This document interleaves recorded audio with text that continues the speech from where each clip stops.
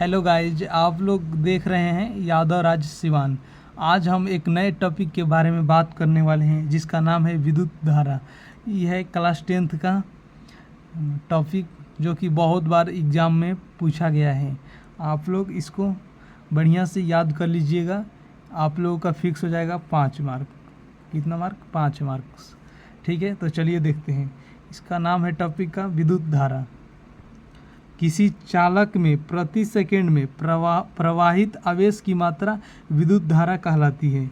माना चालक में समय t में प्रवाहित आवेश q है, तो धारा बराबर आवेश बटा समय होता है आपका। तो I बराबर, इसको धारा को हम लोग I से सूचित करते हैं, आवेश को q से, समय को t से। तो q को हम लोग NE भी लिख सकते हैं। तो I बराबर NE/T हो जाएगा।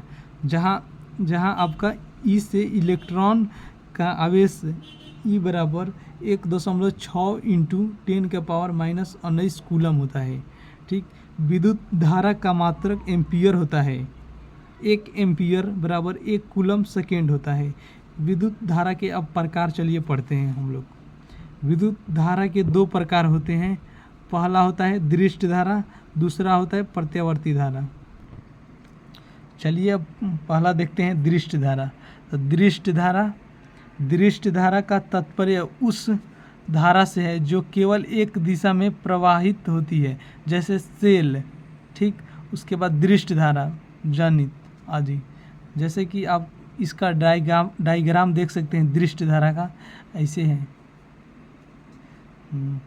जैसे एक ही लाइन पर मतलब जा रहा है सीधे, इसी को हम लोग दृष्ट धारा कहते हैं। प्रत्यावर्ती धारा चलिए देखते हैं। प्रत्यावर्ती धारा क्या कहता है आपका?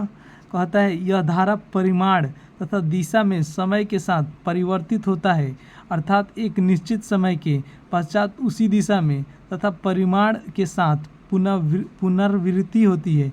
इसे ही प्रत्यावर्ती धारा कहते हैं। जैसे बल्ब, हीटर, पंखा आदि में इसका उपयोग होता है। चलिए इसका एग्जाम्पल और डायग्राम देखते हैं। ये है आपका इसका डायग्राम। जैसे कि ये आपका सीधी रेखा हो गई, लाइन हो गई। उसके बाद ये जा रहा है आपका ऊपर नीचे, फिर ये हो जाएगा एकदम स्ट्रेट लाइन। ठीक, इसी को हम लोग प्रत्यावर्ती धारा कहते हैं। उम्मीद करते हैं कि आप लोगों को हमारा वीडियो बहुत ही अच्छे से समझ में आया होगा। तो हमारे वीडियो को लाइक कर दीजिएगा आप लोग। चलिए, थैंक यू।